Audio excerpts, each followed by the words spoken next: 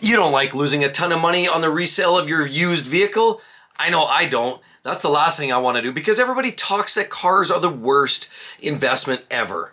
Now, while some cars are absolutely ridiculous, cars like Jaguar and Range Rover that clearly can lose about 60 or 70% of its value in 5 short years basically makes the value proposition absolutely ludicrous from an investment standpoint anyway. But the thing I have to say is clearly there are some vehicles that you can get in, drive it for lots of fun, put a ton of miles on it, and still turn it around and come out even scot-free, maybe slightly even if you have to give a little bit of money into it, call it a short-term lease for a very minimal cost.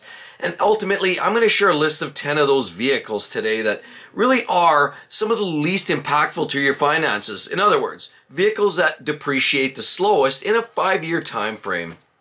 We all know that we all want to keep our money around. Nobody wants to give it away, especially in today's day and age with what's going on. Clearly, with high interest rates, taxations through the way through the roof, inflation, all these things are having a major impact on our finances. The last thing we need is another contributing factor. It's bad enough you buy a house and you think it's a good deal until you have to pay an 8% interest rate on your mortgage. So clearly the last thing you want to do is get in a car, have to pay huge interest charges, and then lose a pile of money at the end of it all. And even worse, huge expenses on maintenance and servicing. So I'm going to cut right to the chase, everybody.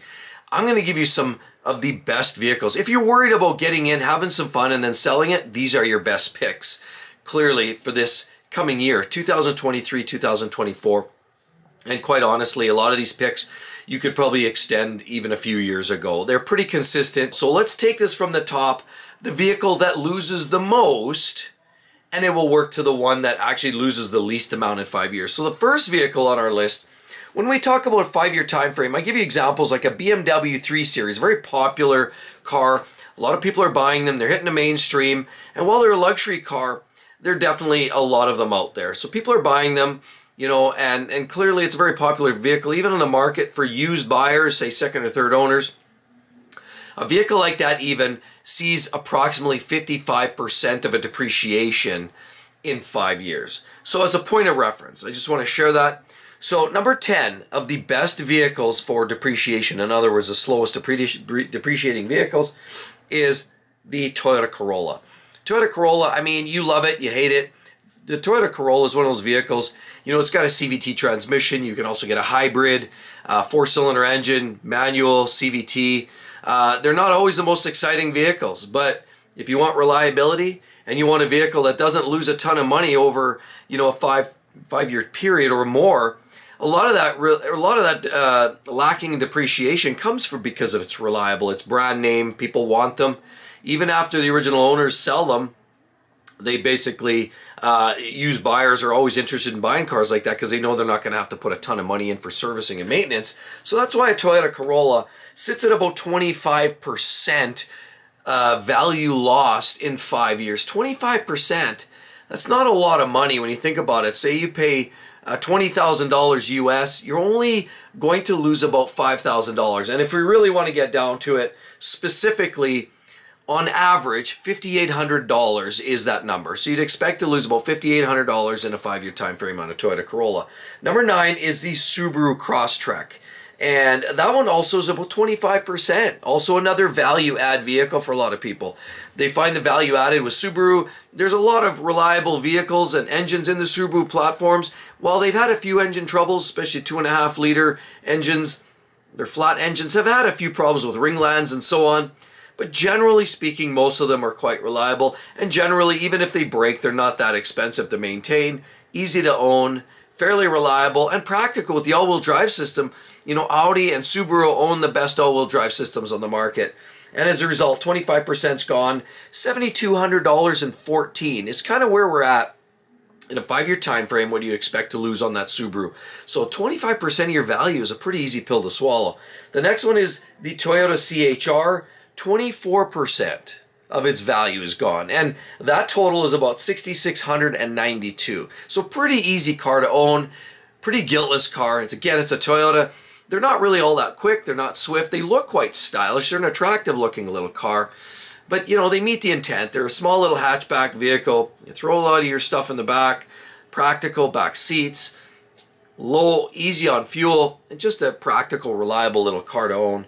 The next one in line, the Camaro, if you can believe it. The Camaro is one of those vehicles that's a niche vehicle, and that's coming at it. That one holds value for a different reason, because of you know, enthusiasts, people who love driving, who enjoy driving and enjoy the driving experience, often flock to vehicles like, you know, the Camaro, you know, the Ford Mustang, you know, the Challenger Chargers, because those are very retro, and they're a remake of a lot of the retro models from back in the 60s and 70s. And a lot of people relive that, and they see a fresh new version of an old car that they brought up their memories, you know, kind of pulled out of their memory banks, and it brings people in.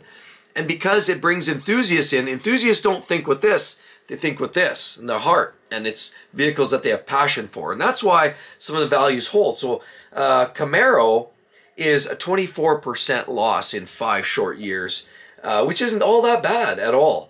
And you can expect about $10,161, you know, in that 5-year time frame. 10 grand for 5 years, that's an average of $2,000 a year. Actually, quite affordable if we're being honest. And you know, you can't even rent a car, not even close to renting a car for that cost on an annual basis. So it's an easy car to own, guiltless, you can have fun, flip it, and as long as you take care of it, you'll get most of your money back. So another car on the list is a Subaru BRZ. Now, we talked about Subaru, but here's a different spin on this. Subaru, this is a different engine. Subaru BRZ, Toyota also has a version of that, and it's the GR86. So Toyota, Subaru got together, collaborated, built this great high-quality product that was a naturally aspirated 4-cylinder rear-wheel drive, which is different for Subaru, and the real enthusiasts flocked to both the GR86 as well as the BRZ, and people just loved it. And it was an affordable car, new, so people got into it. But then a lot of enthusiasts, younger buyers, see some of those come up used on the market, and they want to get a hold of it. Parents are okay signing off on their kid, their young son or daughter, buying one on the used market because they know, hey, it's got Toyota or Subaru, must be fairly reliable. And yes, that reputation precedes it. It's fun, it's quick, manual gearbox, rear-wheel drive, what's not to love? As a result of that, the Subaru BRZ, 23%, that's it. 23% of its value is pretty much gone. And that's about $8,100. $8,114 is actually kind of the average number that you would expect to lose in that 5-year time frame. So, you know, you're only in about $1,700, $1,800 a year losing on that vehicle. So that's a pretty good angle, right? And if you keep your mileage reasonable, so, you know, you drive it for 5 years and you keep it under, say, 50, 60,000 miles, guaranteed you'll get most of that money back. So another vehicle that seems to hit the radar, and this should be of no shocker, it's the good old infamous, versatile, reliable, fun, affordable, practical, legendary Honda Civic. Yeah, the Honda Civic has 22% is what you would imagine dissipating in 5 years. 22%. And what you would see there is about $5,800 and 17. So $5,800 and change in a 5-year time frame means a Honda Civic is easy to own. Super reliable, front-wheel drive. You can get either CVT, manual in certain configurations, turbo 4 cylinders. You know, the 1.5 has had some issues, oil fuel dilution, but most people get past that. Honda has some ways to mitigate that. Some of the older engines, the 2.4s, are super reliable. The 2 liters are better. A lot of those engines are bulletproof. Manual gearboxes are the best, but CVTs are a big part of the car. But they're grown in proportions. They're what, you know, a Honda Accord was, you know, 10 years ago in terms of overall exterior proportions. It's a fun car, easy to own, great on fuel. Why not? Easy car to just unload too. So another one would be the Jeep Wrangler. We all speak about the Jeep Wrangler. Nobody's going to pretend Stellantis products or Jeep or Chrysler or Dodge or Ram are good quality products. We speak about that in a lot of our videos. But in terms of dollars and cents, it's such a niche vehicle.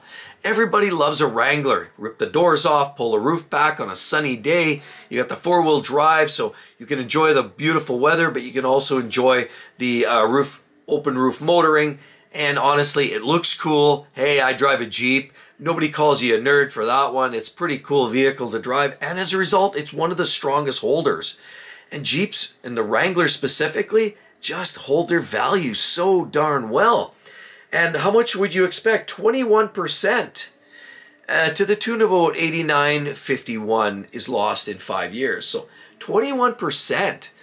That's a pretty insignificant amount of money for that much fun, in 5 years time frame. Get in, drive it, get out, have fun, say you did it, move on. Hey, I got the postcard, we're good. And then we have another one. Well, let's face it.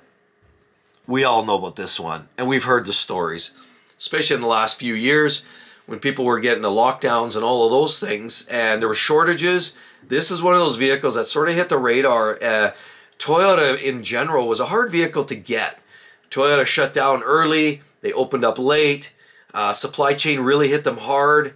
Not to mention the other problem with Toyota was they were converted more to a different business type profile where they sort of build to design and build to suit the needs at the time. They weren't loading up car lots. They were just building as customers' requirements came in and these orders came in.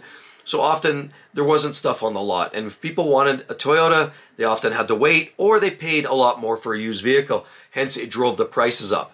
And one of those legendary Toyotas is the Tacoma. 20% is gone in 5 years. That's it. 20%. I love that. I know several people driving Tacomas. It's just such an easy truck to own. It's fun. You can put a little lift kit on it, big boots. It's not a powerful truck by any means, but you know what? It's reliable. It's trustworthy. It's easy to use. Drive 300, 400,000 miles and not worry about it breaking. Just change your brakes and tires and you're good to go. The Tacoma, that 20% is equivalent to about $8,300.59. So a pretty easy car to own, or truck in this case, clearly on the top of the list. So if you want to own a vehicle that you're not going to lose your shirt on, that's one of them. Another one, and so this one might be a bit of a surprise. Now we're talking more niche. So again, this next vehicle has no common sense associated with it. There's no way that you can justify to anybody that it makes sense to own a two-door, two-seater sports car that's high revving, rear-wheel drive, mid-engine. There's no way anybody would ever say that that's a good buy. And yet, the market tells us that the average exchange or transaction is significant on the used car market. So after 5 years, because of the quality, because of the legendary performance, because of the name and the branding and what it is, and just the sheer excitement you get from this car, and the fact that it's purchased from the heart and not from the up here, means that the Porsche 718 Cayman, Boxster's up there too, but both of them are very, very high. And the Cayman specifically we're talking about, honestly, about 18%. 18% is what you would expect to lose in 5 years on a Porsche 718 Cayman. That's right, that's only about $13,372.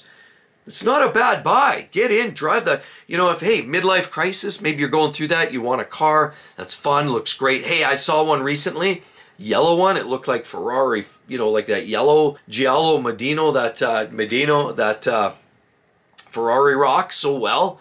Porsche has a very similar color, it just pops.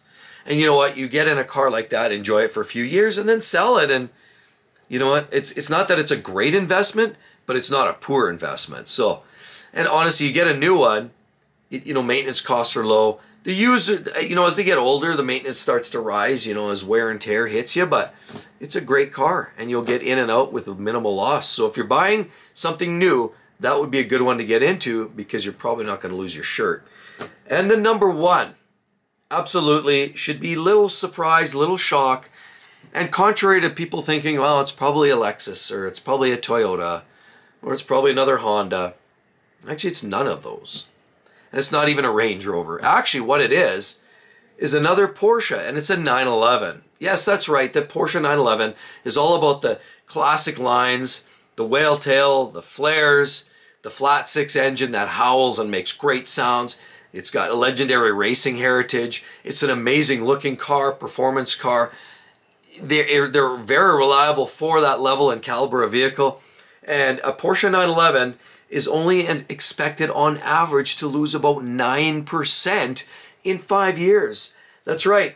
Now we're talking about $18,000 and change, and that's not insignificant. So to lose almost $20,000 in 5 years seems like a lot of money, But when you're talking about a vehicle that's into the 6 digits, that's not that big of a hit.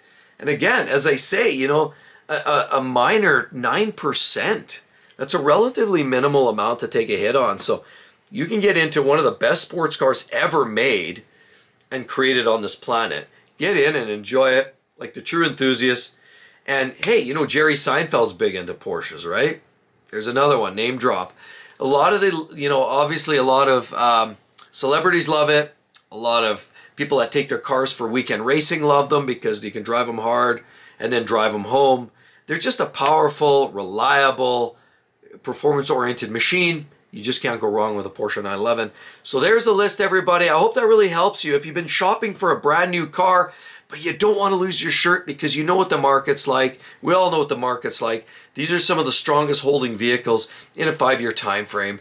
And please do, all I ask, hey, right there, just give that smack on that subscribe button. I could really appreciate it.